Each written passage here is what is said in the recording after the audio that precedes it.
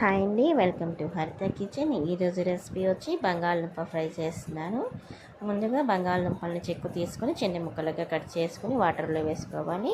Stove వెలిగించుకొని oil పెట్టుకొని oil కాగిన తర్వాత వాటర్ నుంచి బంగాళదుంపలు తీసేసుకొని ఆయిల్లో వేసేసుకోవాలి. ఈ బంగాళదుంపలు ఫ్రై అవ్వడం కోసం ఇందులో కొద్దిగా పసుపు వేసుకోవాలి. పసుపు వేసిన తర్వాత ఒకసారి కూర కలుపుకోవాలండి.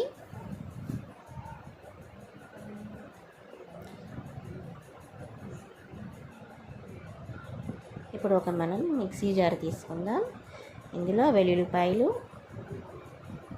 ఒక అర స్పూన్ జీలకర్ర, ధనియాల పొడి, కారం, ఉప్పు, ఒక రెమ్మ కరివేపాకు, మిరియాలు వేస్తున్నాను.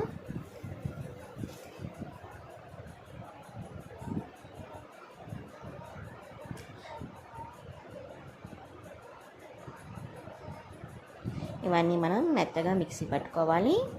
బంగాళదుంపలు బాగా ఫ్రై అయిపోయాయండి.